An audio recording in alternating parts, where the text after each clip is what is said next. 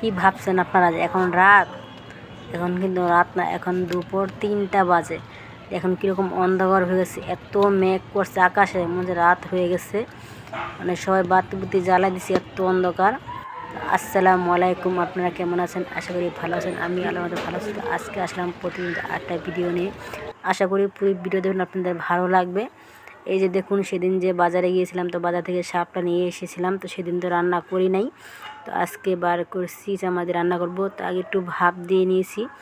অনেক দিন ধরে কিন্তু শাপলা খাই না, অনেক দিন ধরে বলতে গিয়ে মনে হয় 2-3 বছর হবে শাপলা খাওয়া হয় না। কারণ আমাদের পুরান বাড়ি থাকতে শাপলা খেয়েছি। তো আমরা পুরান বাড়ি থেকে আসছি যে এবার ডিসেম্বর আসলে 2 বছর পূর্ণ হবে।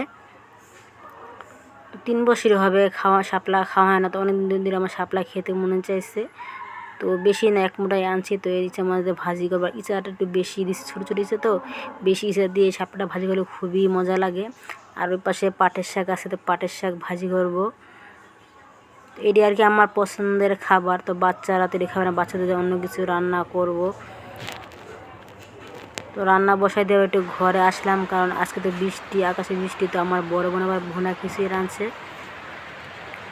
তো আমার জন্য নিয়ে এসেছে। কারণ আমি তো বাসায় একা, তো বাচ্চারা কেউ নাই, তো আমার একার জন্যই নিয়ে আসছে। তো বলতে চাই খাইয়ে না, গরম গরম আসছে। তো আমি বলছি না, আগে রান্না বান্না করবো, কারণ শরীর ভিজা, বারবার বাইরে যেতে হয়, বৃষ্টি পানিতে যে রান্না করতে হয়। দেখুন প্রচুর বৃষ্টি হচ্ছে, এখন একটু বৃষ্টি একটু থামছে, এত বাতাস, এত বৃষ্টি, যা বলার বেলা। ঘর দোর একদম নোংরা, বৃষ্টির দিনে জানেন তো ঘর দোর কী অবস্থা হয়ে থাকে।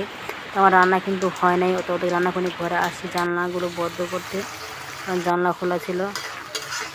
তো বাচ্চাদের জন্য এই যে বোয়াল মাছ ছিল একটা, তো বোয়াল মাছ রান্না করতেছি। বোয়াল মাছের কাঁটাটা কিন্তু একটা কাটাই, তো বাচ্চাদের জন্য ভুনা করবো আলু দিয়ে। তো ওরা এইভাবেই খায়, ওদের জন্য রান্না করতেছি। তো রান্না বান্না করতে করতেই আবার হঠাৎ করে কারেন্ট চলে গেছে।